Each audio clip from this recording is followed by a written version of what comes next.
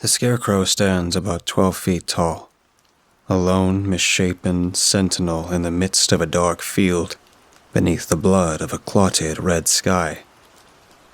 His shadow is long across the crops, comprised not of 2 simple poles and a sack of straw. This monstrosity is a veritable wicker man of crisscrossed slants and beams of wood. He leans to one side and weaves ever so slightly in the breeze of the dying day. Luminescent bulbs or LEDs or flashlights or somethings have been placed deep in the back indents of his eyes, and from each glows a pinprick of fiery orange. His wooden smile leers at me from afar, and I withdraw my hand from the rotten fence that borders his field with a shiver of discomfort. A crow to my right jumps forward along the fence and makes a peck for the shiny silver ring on my hand. I shoo him away. "Leave it," I warn him, as his brothers and sisters flap and fly all around. They cover the fence and circle in wide arches above the scarecrow's field, but none dare descend, and none hop down to its earthly ground. The twisted scarecrow, to his credit, is doing a good job of keeping the crows away, and I don't blame them. The scarecrow's field gives off a disturbingly nightmarish aura, one of a watery dream that is about to go quickly south. You don't know how exactly, but you can feel that something terrible is coming. Paradoxically, however, the feeling is an addicting one. It's fascinating and otherworldly, and it's what keeps me coming back here again and again, despite it being over an hour out of my regular routine. The crow makes another jump for my ring. Scar, I've nicknamed him, on account of the grayish scratch that crosses one of his beady black eyes. "Get away," I murmur, shaking his hand at the bird. He only hops up onto a nearby post and cocks his head, looking me up and down. The scarecrow stands tall and alone, far out in the middle of the field behind him. It occurs to me that I've never taken a picture of this hideous thing.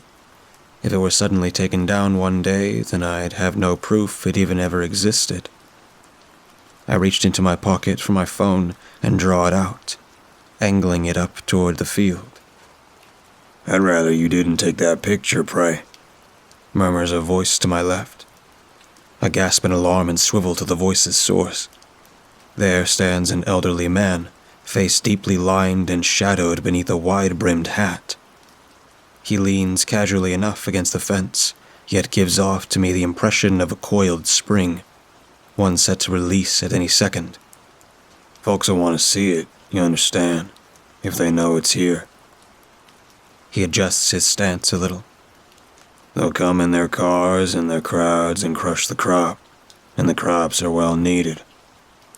I just stare at him in awkward silence. Why have such a spectacle of a scarecrow at all, then, if you don't want people to see it? I think, but cannot form the words. Seemingly reading my thoughts, or perhaps just anticipating the next question, the old man gestures to the scarecrow. "He's a beast for sure, but like the crops, he's well needed. Nothing less will keep away the crows. The crows love the crops, and the crops must grow, lad." As if in response, a nearby crow calls out with a quick, low shriek. The sound makes me grimace, and I look to its source, to my right. It's Scar, and he glances between me and the old man, hopping from foot to foot. Then he takes flight, soaring away toward the red sky. The old man watches him go, shaking his head. "Little bastard." Where the hell did this guy even come from? There's a field ahead and a field behind. A long, lone dirt track passes between them. The trees and bushes are withered and scarce. There's a still on the fence behind. Maybe the guy could have just crept over it without my hearing, but even then. I swallow nervously. Right, I settled on, simply. "Sorry." The old man puts up his forgiving hand, but the sensation of the coiled spring does not dissipate. "I appreciate it," he says, then tips his hat. "Enjoy your walk. Don't touch the crops." And he takes his leave. The air cools as he passes me by, and I watch as he walks away down the rough rural track, step by step, his boots sending up little clouds of dust as he goes. "Creepy-ass old man," I mutter once I'm sure he has left earshot. I turn to look at the scarecrow, if such a behemoth can even be referred to by so humble a name, and consider taking that picture anyway. I glance back along the path, but the old man has disappeared. My fingers itch by my pocket, but I leave the phone where it is. Frustrated by my surprising lack of courage, I chew my tongue and make to take my own leave. I reach for my bike and ease it away from the fence, and as I do so, my eyes are drawn once again to the stile. A little wooden step over the opposite fence. There's a narrow footpath on the other side that carries around the edge of a low-hilled field, the one facing the scarecrow's own, and I consider my options, though I don't consider for particularly long. There's still time before it gets totally dark. Screw it, I have time to walk. I rest the bike back up against the fence and stride right over to the stile. The second I grab hold of the post and lift myself up to cross the fence, however, I am surrounded by the sound of crows and the wavering air of beating wings. "Come on!" I shout as they shriek and caw. They dart in and out of my vision, and I do my best to wave them away. I stumble and slip from the stile and crash down into the field with a grunt, shielding my eyes as I curse the crows. "Leave me alone! Jesus!" Scar settles himself on the post and looks down at me silently, as the others all circle and swoop and swirl. I climb back up to my feet in defiance. What the hell is this? Creepy old men, crazy crows. I shake my head and do my best to dispel the madness. This is a public footpath. I'm not doing anything wrong. I'm free to walk. Why are you talking to crows, Jordan? I sigh and brush the dirt from the sides of my jeans and head out for the remainder of my evening stroll, starting with a quick pace and keen to leave the crows behind. Spooked out of taking a picture, I have been left frustrated, and maybe this walk will settle my urge to do something different. I can't help shooting glances over my shoulder along my journey. The enormous scarecrow disappears gradually from sight, yet keeps itself in my range of vision for far longer than I would have liked. The enormous scarecrow disappears gradually from sight, yet keeps itself in my range of vision for far longer than I would have liked. Those pinpricks of orange light in his eyes only growing stronger as the day darkens. I pass through great fields of curious crops. I take it for wheat at first, but the farther I walk, the darker it becomes. From pale gold in color to a pallid gray, then further to a sickened deep purple, and then eventually to black. They rustle softly in the breeze. I scratch at my neck and begin to wonder if this was such a good idea. The path runs around the edges of more fields and hills ahead, around gatherings of trees. It isn't obvious if it would be quicker to keep going or to head back. I hesitated, but decide upon continuing. It looked like it looped around a bit farther on, likely right back to the dirt track. I pass by coils of tomato plants and resist the urge to pull one of the little fruits right from the stem. They look so good, so red and juicy, but I'm no thief, and I leave them where they are. I wonder if all these fields belong to the farmer. I wonder if he was the one who built the scarecrow. I start to actually process the implications of the things he said to me for the first time. The scarecrow keeps away the crows. The crows like the crop, and the crop must grow. The sky deepens in color as the breeze blows. What the hell kind of crop would warrant such a terrifying scarecrow? Something special, surely. I slow the speed of my walk and look to my left.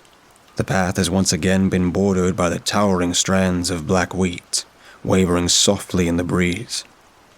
Curiosity overwhelms me, and I reach out a hand.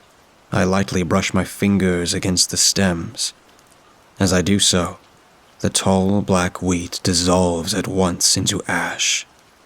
I recoil in quiet terror, watching as the ash falls to the ground in a low clump. Oh, Jesus. There's a fine black powder against my fingertips, and I hastily rub them against the side of my jeans as I look in confusion at the ash. Ash which, as I watched, started to shake. With a stem connected to the earth, an oily black vine pushes angrily out, dispersing the ash. I stare in surprise and dismay as the vine writhes and squirms from beneath the ground, like something insect-like and alive. And with a squirt, it hauls from the earth a rapidly twitching slithery mass, rolling around in the ash, frothing at the edges. What looks like a feather is stuck to the obscenity's back, coated in dark mucus and quivering in the breeze. The hell with this. I'm not going a step further. I turn back the way I came, walking as fast as I can, jogging really, heart pounding as I try not to think about anything that has happened this evening. Screw it, I'm going home. The fields, it would seem, agree. It's subtle at first, I scarcely notice it. But once I do, the effect is undeniable. The fields and the ground are impossibly tilting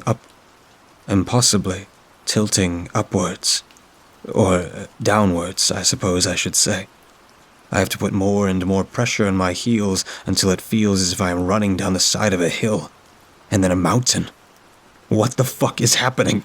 I screamed out loud as the rush of the earth grows into the sound of a roaring river in my ears. The ground slips and melts beneath me, and I fall, crashing and spinning and landing on my side, but still I fall. Ever falling as the crops rush by, the trees now at impossible angles are mere blurs against the red sky. Terror courses through me as I am sent reeling and sliding down the path-turned landslide, and in a minute I know that I will see him. Powerless to stop, I will see him. The Scarecrow. There's a cluster of trees ahead, rushing towards me, and when they pass, he will be there in the distance. Cold panic grips me tight.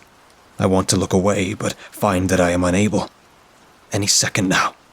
Any second. The world rushes by. And there the monstrosity is, peering at me from over the fields. The Scarecrow, eyes ablaze and wooden grin stretched wide, staring right at me from over the hills. No, I mutter, then louder. No. But I cannot stop. The fences peel back, and the earth carries right on through. Drawing closer and closer, the Scarecrow towers up and darkens in shadow.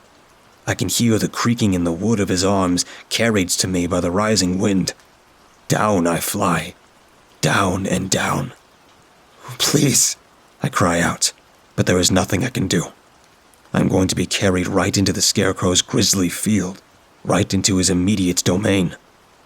The dream is going south. Terror lurks ahead. I feel it. There is only panic. The dirt track becomes visible below, and still I fall, barreling towards the Scarecrow, faster and faster. The fences peel and pull away, and the crows swoop down. In a cloud of black, I am once again surrounded, deafened by caws and cries that grab at my shirt and my shoulders, dozens upon dozens of them. My vision is lost as I feel myself slowed. I stumble. There are more of them. More of the calling crows. For a second or two, I feel myself lifted from the ground. I'm sure of it. For the briefest of moments, I am carried into the air. The sensation of falling is lost. I feel their claws scratch at my skin and tear at my clothes. And with a final shriek, they disperse.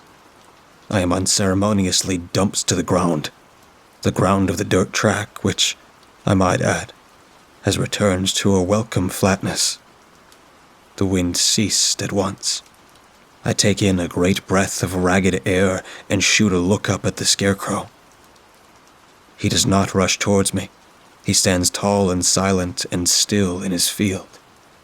A field blocked by that rotten old fence.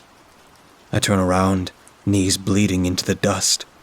There is no great mountain, no sudden steep drops, just fields. Fields and low, unobtrusive hills. Some of the crows are mid-flight, but many of them settle themselves on the fence. Rows and rows of them, silent and watching as I catch my breath. I stagger to my feet. The eyes of the scarecrow glisten bright. Scar the crow appears from a swirling circle overhead and lands on the nearest post. He hops a little and quivers his wings expectantly. We look at each other for a moment, and he gives a brief caw. "All right," I said, "all right." With a grimace, I bring together my hands and slide off my shining silver ring. I drop it on the fence post, and the crow picks it up at once in his beak. "Enjoy," I mutter as I climb up onto my bike. And with one last look behind, I head on home and pedal the hell away.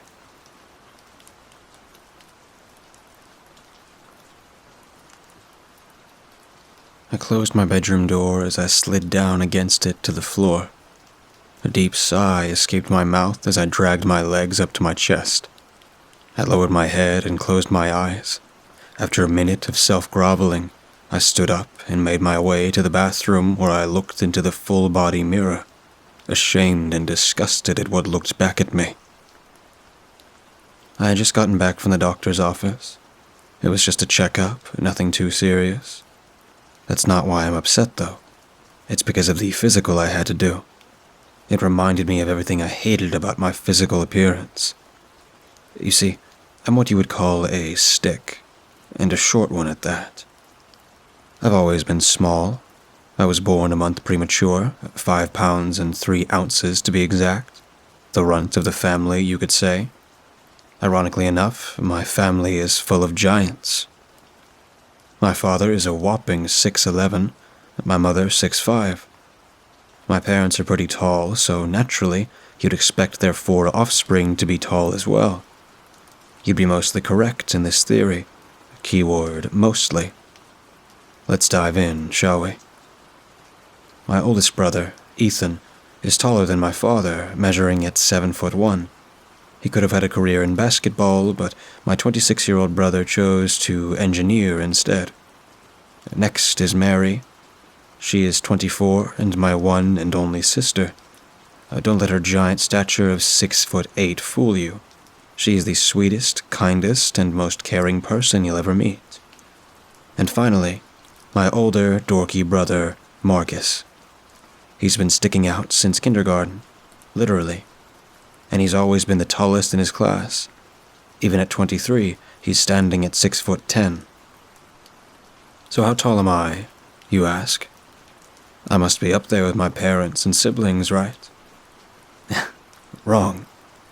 I am 4'6", and I have been so since I was 12. It's insufferable having to live in a world full of giants. My parents saved up enough money to have a custom house built, expecting their kids to grow up nice and tall just like them. Everyone except for poor little Amelia, who had to carry around her own little step stool just to be able to wash her hands. What's worse was the torment from my brothers and the occasional offensive remark from Mary growing up. While they shot up to great new heights, I stayed down in the mud. I'm shorter than the average American female, for Christ's sake. I've always envied my siblings for their bodies and loathed my own. "Well, Miss Emerson, everything looks fine," Dr. Goodman informed me.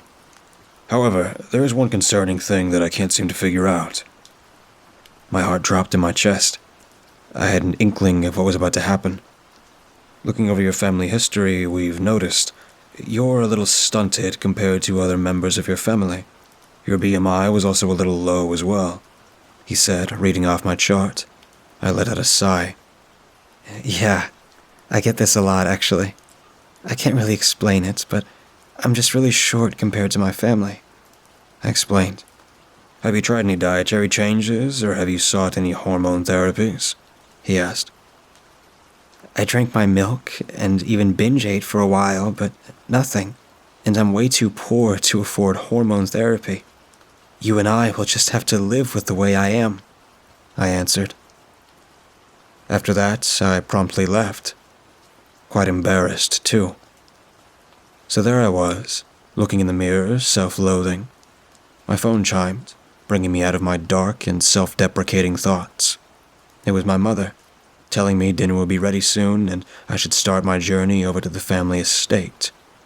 I don't know why I kept going over there, but there I was every Sunday night for family dinner. I quickly throw on an oversized hoodie that belonged to one of my brothers to hide my short, plain, and uninteresting figure. Where's little Emmy's stepping stool? Ethan questioned as I entered my childhood home. Har har, jerk, I say, rolling my eyes. And so begins the make fun of me to inflate your own small, fragile egos feast, I thought to myself. Dinner went as it always did. Mom asked us about our weeks, and we responded with the same mundane stories as every week. When I brought up what happened at the doctor's, my siblings broke out in laughter, and my parents gave me those disgusting, pitiful looks they always did when these things happened to me. I couldn't take it anymore. I hated being this family's butt of the joke. I hated being picked on because I was short. I was just done with everything. You all find it so funny I'm so short? Well, have you ever thought about what it's like to live like this? With you? You don't, and you never will. I'd kill to be as tall as you guys. I'm done. I'll be damned if I ever come back to this house. I exploded in a rage, and doing what I did at the doctor's, I stormed out of the house and drove home with tears welling up in my eyes. I cried myself to sleep that night, like I always did when I was reminded that I was nothing but a small, insignificant ant. I woke up sometime in the middle of the night to a notification on my phone, expecting it to be a message from one of my family members apologizing. I was instead met with a Facebook Messenger message. Typical, I thought. The message was from an old high school friend of mine who I hadn't seen in years. Her name was Madison Grove. Sorry it's late, in your time zone at least. Anyway, I was wondering if you wanted to go out for coffee or something on Saturday. I'll be in the area, and it'd be great to catch up with you, the message read. I typed back. Sure, just tell me when and where, and I'll be there. I didn't really want to go, but I felt bad that she reached out, something most of my high school friends hadn't done, and I decided I'd go for an hour with a sappy smile slapped on my face. The week passed slowly and mundanely. I went to work, slept, and barely ate just like I did every week. I almost forgot about the friendly reunion when Madison messaged again with a time and location. When the time came, I left and drove to the location she wanted to meet at. It was a local Starbucks about 15 minutes away from my house. I took a deep breath and walked into the shop, where a familiar, albeit older face met my gaze. We had a short embrace, then sat down in a booth in the back corner of the establishment. So how have you been, Amelia? Madison questioned, initiating the conversation. I've been good, I responded. We spent the next half hour chatting while also reminiscing about our high school days. Everything was going fine until she had to ruin everything with one question. So, do you still hate your body? I contorted my face in disbelief and confusion. That's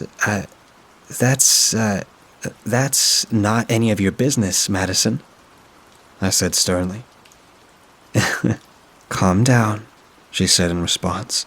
I know it's a sensitive subject for you and everything, but you're the one who opened up to me about it in high school.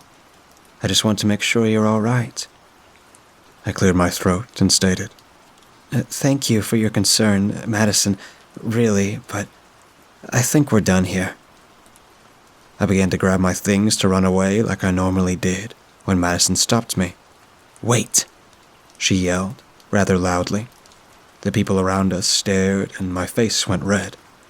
I sat back down, waiting for the judgmental stares to cease. "I have something for you. I know it's not much, but I hope you'll keep it around," she said in a lower tone. She got up and exited the restaurant to her car to retrieve the item. As I sat there, waiting, I began to think about how much Madison had changed since then. She had really developed in the years since I last saw her. Her long, dirty blonde hair looked silky smooth and soft. Her body curved in the perfect places, and overall she looked beautiful.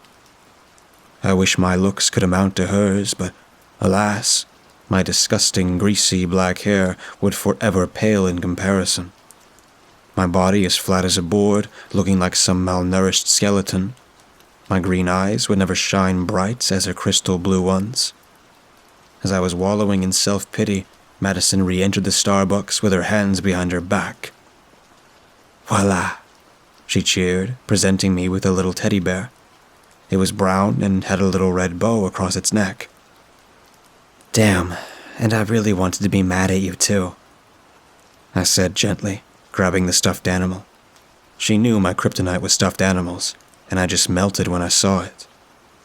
Afterwards, we exchanged our new numbers, hugged again, and went our separate ways. I got back to my house with my little teddy bear, which I had promptly dubbed Beanie, snuggled between my arms. I fell asleep on the couch watching a show on Netflix around 10 p.m. I woke up the next morning in one of those states of bliss. It quickly dissipated when I noticed that my feet were hanging off the side of the couch and my shirt was feeling tight around my throat. I chalked it up to me shifting down the couch, as that happens sometimes. I opened my eyes and stood up. This isn't right, I thought. My center of gravity was off, and a slight soreness set in deep in my bones. I looked down, and my sight seemed distorted. The ground was farther away. I made a run to the bathroom. I made it there quicker than I anticipated. I couldn't believe my eyes.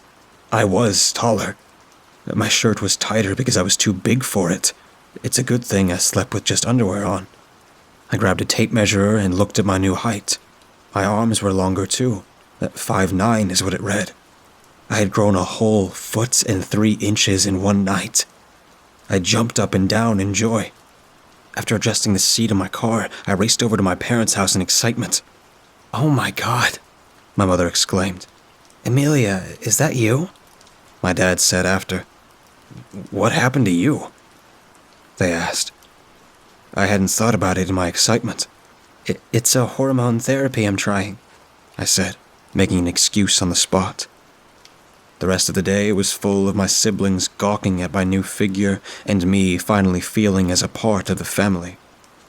Mary, my mother, and I went to the local Walmart after dinner to get myself some new clothes that would actually fit. After my shopping spree, I happily went home. My life was perfect now. I took ibuprofen as the growing pains had gotten a bit worse.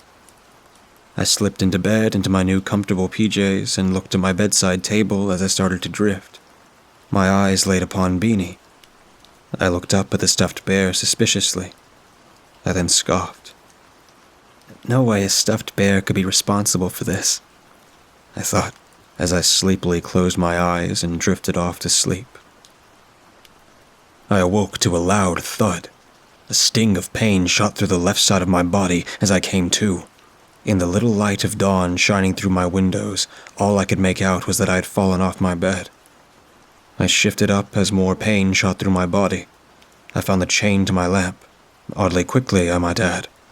Light flooded the room as the full extent of what happened was illuminated. I hadn't fallen off the bed. The bed frame had snapped, making my body fall to the floor. I looked over the bed and saw shreds of clothing. I looked down, and to my horror, I was mostly nude. Not only was I mostly naked, but I was big, very big. I stood up and made my way to the bathroom, pain shooting throughout my whole body as I did. My view was very distorted as I stumbled towards the mirror. I bumped my head in the doorway. Grabbing my head, I lunged for the tape measure. 8'3". My ceiling was 10 feet in my bedroom. I turned to look in the mirror. My body portions were huge. I screamed in horror as everything was growing bigger and faster, the pain getting worse and worse. Not only was it getting taller, but fatter and wider as well. My long, fat feet made my wooden floors creak as I ran down the stairs. I feared I would fall through. I was rapidly expanding now, the pain exploding as well. I began to sob. I made my way to the longest and tallest part of my house, the living room. My living room ceiling was 15 feet, luckily, and it stretched to 25. Soon I was so tall I had to sit, but that wasn't enough. My huge feet eventually reached the other side of the wall, and I had to duck my head to avoid hitting the ceiling. I was quite literally a giant now. Eventually, I seemed to have stopped growing, but I was in so much pain and in a very uncomfortable position. I heard my phone begin to ring upstairs. And at that moment, I was glad I installed Alexa. I answered the call using the in-home assistant. It was Morgan. Amelia, listen to me. Do you still have the bear? I answered in an unintentionally loud voice. Yes, I'm kind of busy right now, though, so I'll have to call you back. Wait, I'm on my way over. The bear is cursed, and by the sound of it, you're bigger than you desired, aren't you? I was shocked. So, it was the bear? I said. Yes. To tell you the truth, I'm a witch, and I cursed the bear so that you would grow a little bit taller. However, it seems I made a major hiccup, she said. I'm about to burst out of my house, I said angrily. I'm almost there. I'll fix everything soon, she said in a worried tone. Yeah, you better. After a few more minutes, Madison reached my house. She was barely able to get into the house because my legs were blocking the door. Where's the bear? She said in a hurried tone. Upstairs on the nightstand. I pulled out my hand and she stepped onto it. I lifted her to the stairs. After a minute or two and some weird incantations coming from my room, I began to shrink. It took no less than 2 minutes for me to shrink back to my normal size. Madison emerged from the stairs, holding some clothes for me in her hand. Look, I can explain, she said, handing me the clothes. Get changed and I'll brew you some coffee. I did as she said, and after a minute there was a fresh steaming cup of joe in front of me. Madison sat across from me. She began to open her mouth to speak, but before she could, I slapped her. Although taken aback, she said, I deserve that. I shook my head in agreed annoyance. Apparently, when we hung out at Starbucks, she plucked one of my hairs, and then proceeded to read an enchantment spell off of a spell book she bought off the dark web. She had gotten into witchcraft and wanted to try out a new spell from her new book. After successfully altering herself, she, for some reason, thought of me. She gave me the bear, and I was supposed to grow a foot or two, but she messed up the incantation, and I became a giant.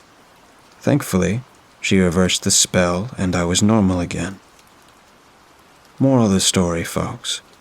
Don't be friends with witches, and be glad that you have the body you do.